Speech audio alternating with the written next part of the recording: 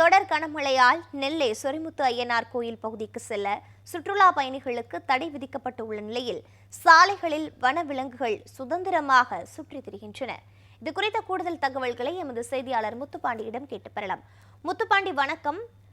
சொரிமுத்து ஐயனார் கோவிலிற்கு மக்கள் செல்வதற்கு தடையானது விதிக்கப்பட்டிருக்கக்கூடிய சூழலில் அங்கு விலங்குகள் எவ்வாறு இருக்கின்றன, அங்கு இருக்கக்கூடிய நிலவரங்கள் என்னவாக இருக்கிறது, பதிவு பண்ணுங்க. வணக்கம் தீஜா. திருநெல்வேலி மாவட்டம் மேற்கு தொடர்ச்சி மலையில இருந்திருக்கும் களக்காடு முன்னந்தரி புலிகள் காப்பகத்தில் பாத்தீங்கன்னா ஏராளமான வனவிலங்குகள் இருக்கிறது. குறிப்பாக யானை, கரடி, மான் உள்ளிட்ட ஏராளமான வனவிலங்குகள் இருக்கிறது.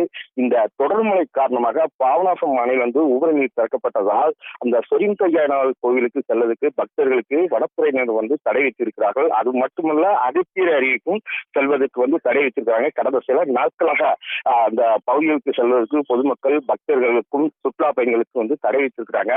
இந்நிலையில் பாத்தீங்கன்னா நம்ம அந்த காட்சிகள் தான் பார்த்துட்டு இருக்கோம். ஏராளமான வன விலங்குகள் அந்த ஆட்கள் நடமாட்டம் இல்லாததால் வனப்பகுதிகளை விட்டு சாலை பகுதியில் இறை தேடி கொண்டு இருக்கிறது. குறிப்பாக மான், குரங்கு, மயில் போன்ற ஏராளமான விலங்குகள் தற்போது பாத்தீங்கன்னா ஆட்கள் நடமாட்டம் இல்லாததால் அந்த சாலை பகுதியில் நம்ம இந்த காட்சிகளை பார்க்கலாம். தொடர்ந்து வனவிலங்குகள் ஆட்கள் நடமாட்டம் இல்லாததால் அந்த வனவிலங்குகள் சாலை பகுதியில் தொடர்ந்து பார்க்கலாம். தொடர்ந்து இந்த வனவிலங்குகள் கடந்த சில நாட்களாக அதிகமான நடமாட்டம் காணப்பட்டு வருகிறது.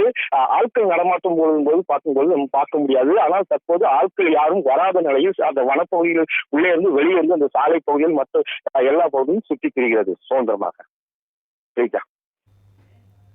விவரங்களுக்கும் காட்சிகளுக்கும் நன்றி முத்துப்பாண்டி.